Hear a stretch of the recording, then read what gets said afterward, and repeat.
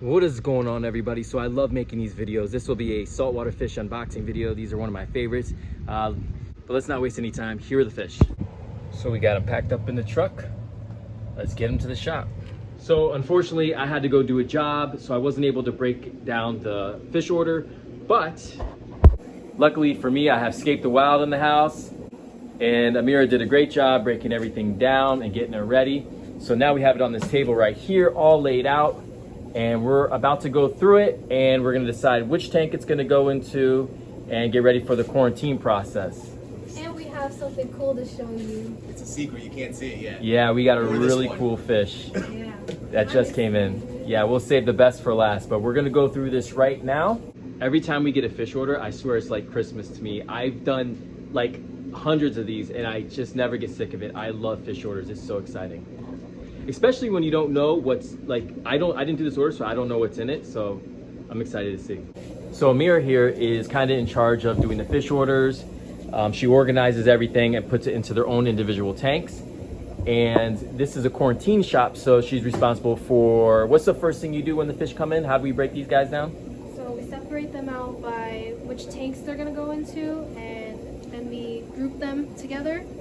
We have them in a bucket first with a initial formalin bath, just as a precautionary measure before they enter the tank. And then once they're all in their tanks, they get a round of formalin as well. So every fish, we'll do small groupings of them. They'll all go in their individual tanks. This is all on separate filtration. So every tank is separate from the other. So no cross-contamination. And we got them all hooked up, ready to go right here. All right, so without further delay, let's go through each of these bags and see what we have. So first things first, I see some conchs, some tiger conchs. These are good cleanup crew. Not only are they cool looking, but they do a good job kind of rummaging through your sand bed and kind of cleaning up your tank. Then the next bag, which is a fish that I don't think I've seen come in this shop before. I don't think I've experienced this fish before, but it is a Pakistani butterfly. And it looks very similar to the Klein butterfly fish, but darker in color, and it has a bit of red on its tail too. I am not familiar with this fish. Assuming that its behavior is the same as the Klein butterfly. These guys are not reef compatible. They are not reef safe. We mostly bring them in because they do a pretty good job at clearing up aptasia. So any customer that has aptasia in their aquarium, the Klein butterfly seems to do a very good job of clearing out that aptasia in a customer's tank. But like I said, I know people who have put this in their reef aquariums, and the butterfly fish has done a great job getting rid of the aptasia, but then eventually it's turned its attention to the other corals, and then that became a problem. So as we move on down the line here, looks like we got some little fairy wrasse. That could be a McCosker. I'm not sure, but I'm a big fan of the little fairy wrasse because they, number one, you know, they stay the size to fit most aquariums, you know, above 50 gallons or so. They have a lot of color and a lot of movement. That's probably one of my favorite things about wrasses. They have a lot of movement. They stay within the water column. They don't hide.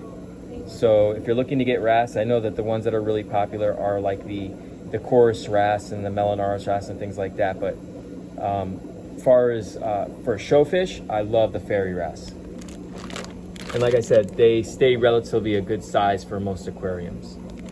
And to me, one of the staple of the hobbies, the Midas blenny. Man, people who see this fish absolutely fall in love with it. Number one, because they have great color. They have that long, lanky body that kind of moves like an eel. But I think the thing that really turns people on about this fish is the fact that they have such a great personality. They're very inquisitive. They poke their heads out of like little rocks or little corals or shells or whatnot. And they're just a fun fish to kind of have in your aquarium because they add a lot of personality to it. And we have 1, 2, I think we have 3 of those. I'm not sure, but again, like really nice color on them. A bit shy at first, but when they get used to your tank and they get used to your feeding schedule and stuff like that, you'll love this fish. And I'd say 50-gallon aquarium minimum for them. Next, we have one of my favorite fish in the hobby, the flame hawk. Now, before I really started like knowing a lot about saltwater aquariums, this guy would always pop up in my feed, and I would see it, and I've always wanted one of these in my aquarium. I've yet to be able to have one, but I mean, you don't see many saltwater fish that are red, and this is a bright red fish that really stands out in your aquarium, especially if you run a lot of blue lights. The red really stands out, and I just love the way they kind of perch, and they got kind of like that bulldog look to them. I really love the flame hawk fish. And there's another one right there. That's a big boy. That one's a little bit bigger, a little bit more black around him. That's a pretty fish. Look at the black on this one. Wow. Look at the red and the black on that.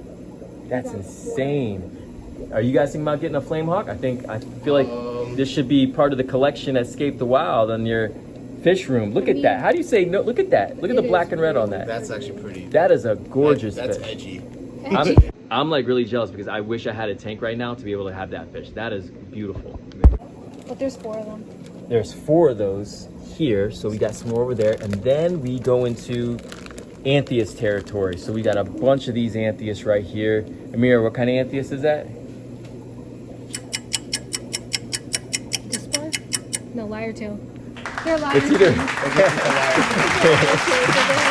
the 2 color stripes on its eyes. There you go. She's got it. All right, here we go. So we have all the Anthias over here. Did we just get Dispars or did we get lyre tails? What did we get? We got lyre tails. We have the pink square male. Pink and I think we got a squares. blotchy. We have a Borbonius too, right? Yeah. So look at this pink square male right I here. love pink square males. I fell This in love with those things. Is another fish I really want in my aquarium.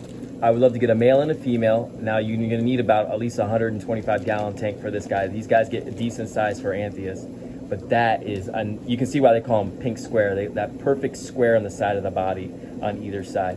That is a pretty fish. And then you have the Borbonius Anthias right there. These guys actually get really good size. This one's mid-size. Usually they come in a lot smaller, but man, they just look, they just look like they got a lot of personality. Hear me out. We just make like a full metal tank. Like that guy looks like, they both look like rockers. Just You got the little mohawk on this one. got the mohawk on him. Got the dark and edginess right here. You just make Yeah, both of these are rock stars. custom rocks and put it like Kiss Love or that something like. Oh, and we got some tangs. This bag is kind of deflated.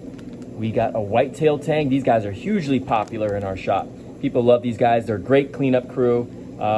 They're a mid-sized tang. So what I mean by that is they don't get super huge. They stay they stay smaller. And I say you could get away with this guy in about a 70 gallon aquarium. 100, I like to see them in about 100 and 125 gallon tank minimum. But they're really good cleanup crew. And then to finish it off, we have another whitetail tang over here. And oh, look at this. This is another very popular fish at our store, the mystery wrasse. Now these guys are, they're reef safe, but they will go after like little, shrimp possibly, and little critters like that. They can be a little aggressive, but they do pretty good in most of the tanks that we put them in. But they just are a very unique looking wrasse. Look at that face. Like they got the big eyes, they got the pointier nose, great coloration on them.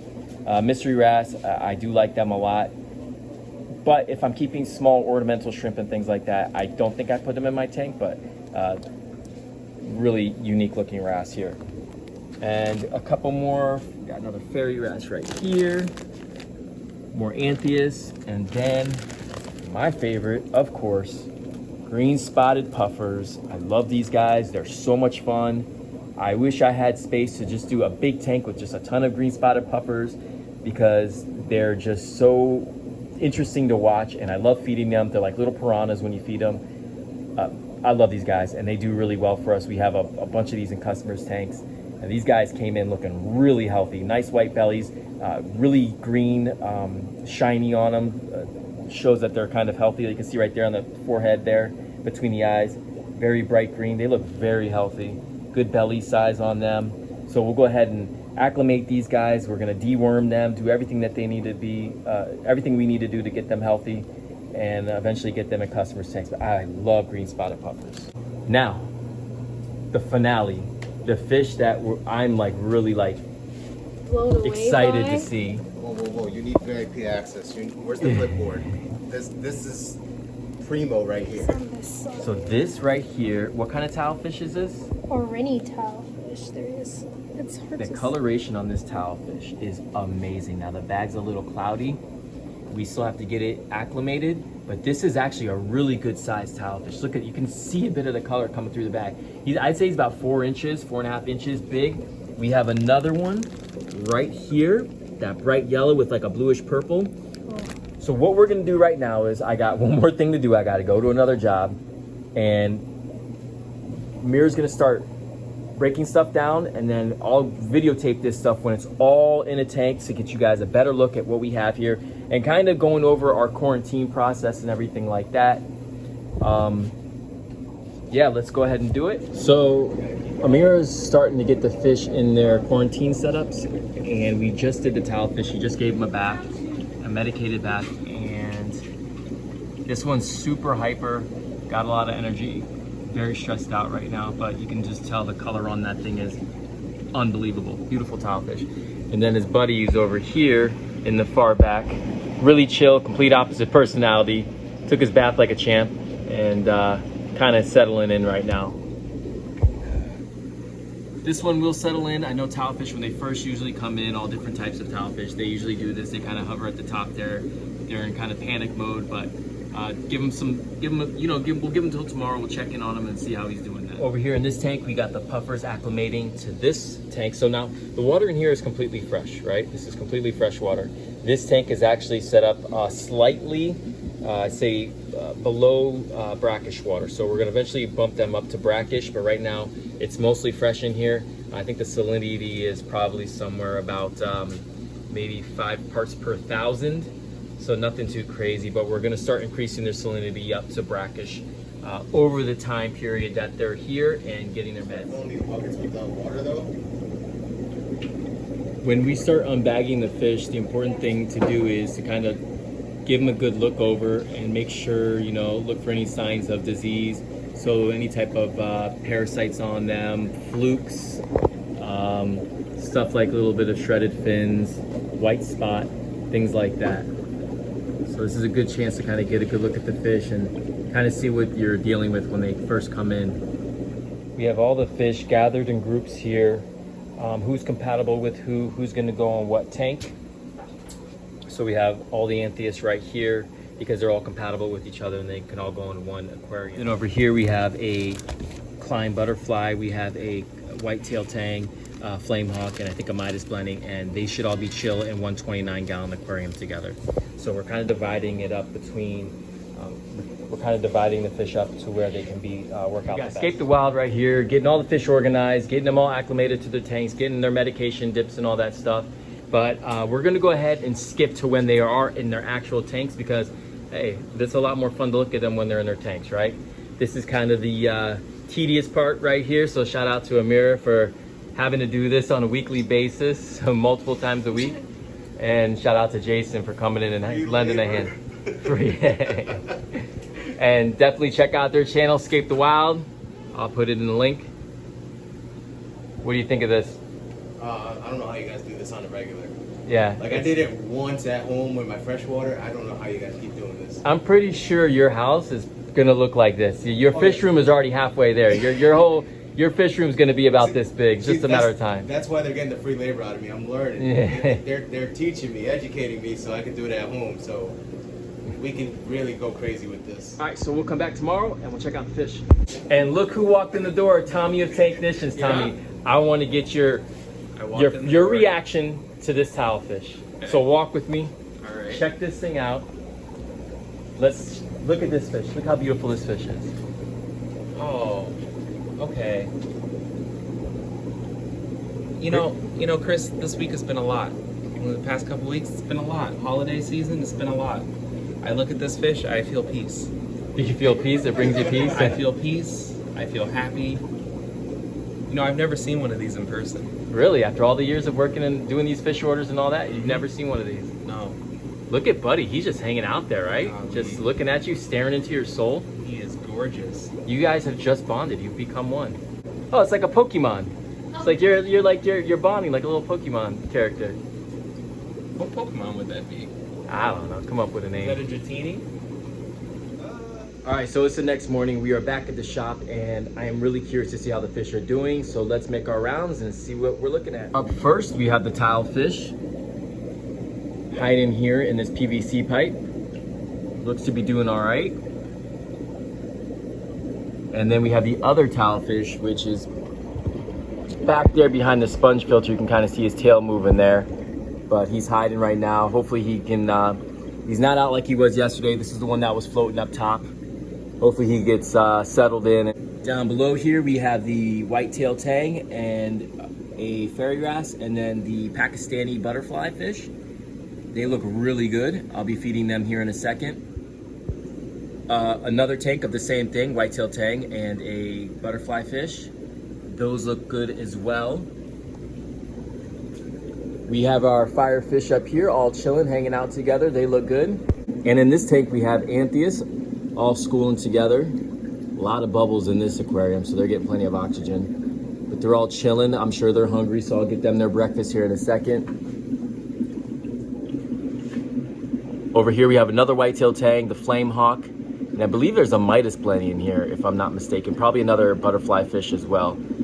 But everybody's out. This will be their first feeding this morning, so that'll be exciting. Then down below, we have a Borbonius anthias in the back there, one of my favorite fish, flame hawk right here.